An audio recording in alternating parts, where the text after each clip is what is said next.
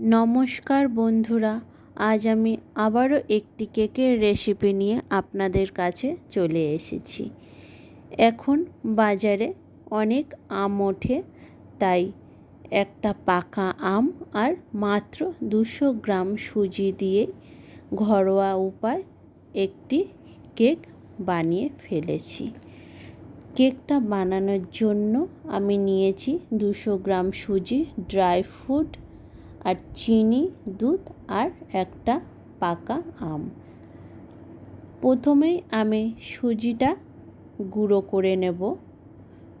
সুজির কেক বানাতে গেলে কিন্তু সব সময়ের জন্য সুজি গুঁড়ো করে নিতে হয়। সুজি আমার গুঁড়ো হয়ে গেছে, এরপরে আমি চিনিটাকেও গুঁড়ো করে নেব। চিনি গুঁড়ো করে নিলেই কিন্তু সব থেকে বেশি ভালো হয়।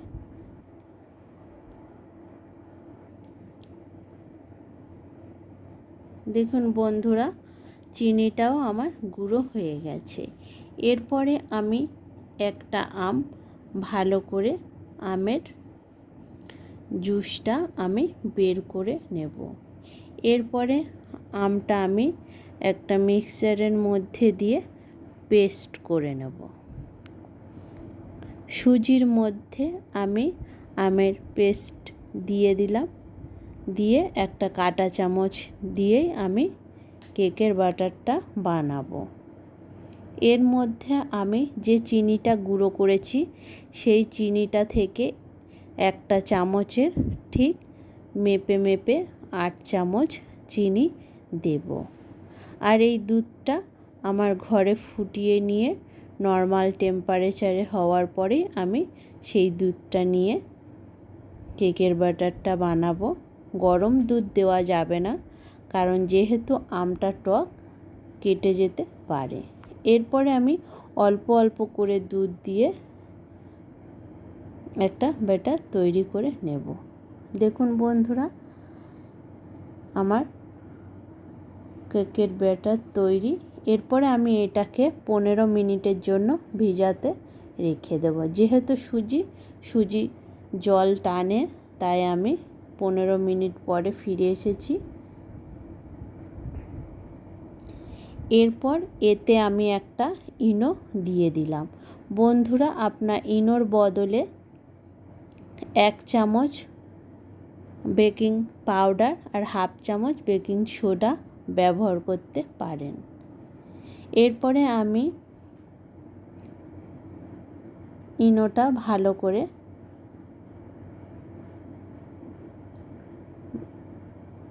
এই কেকের ব্যাটারে মিশিয়ে নেব আর দিচ্ছি 1 চামচ সাদা তেল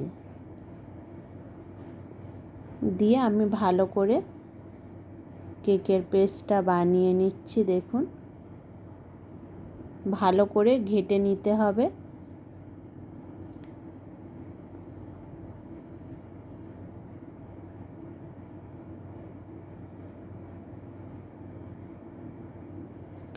বন্ধুরা, এইভাবে বাড়িতে একবার কেকটা বানিয়ে দেখবেন, খেতে কিন্তু ভালোই লাগে।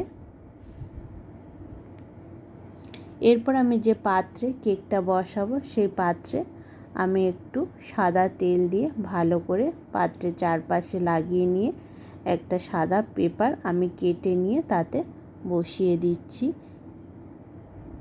এরপরে আমি যে কেকের ব্যাটার তৈরি করেছি সেটা এই পাত্রে ঢেলে দিয়ে ভালো করে চার সাইডে সমান করে নিয়ে একটু ঝাঁকিয়ে নিতে হবে যেন ভেতরে কোনো বাতাস না থাকে। এরপরে আমি ড্রাই ফ্রুটগুলো আমন্ড বাদাম, কাজু বাদাম, কিশমিশ সব নিয়েছিলাম, ভালো করে উপরে সাজিয়ে দিলাম।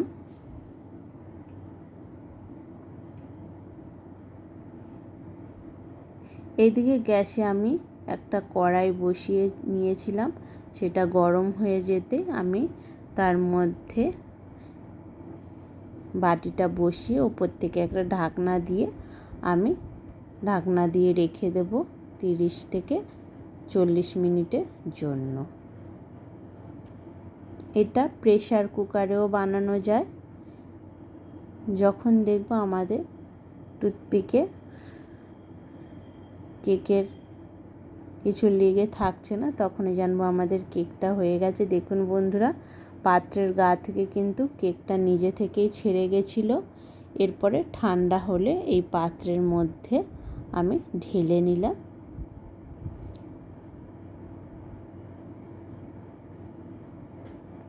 দেখুন বন্ধুরা, কেকটা আমার রেডি হয়ে গেছে, দেখতেও কত সুন্দর হয়েছে।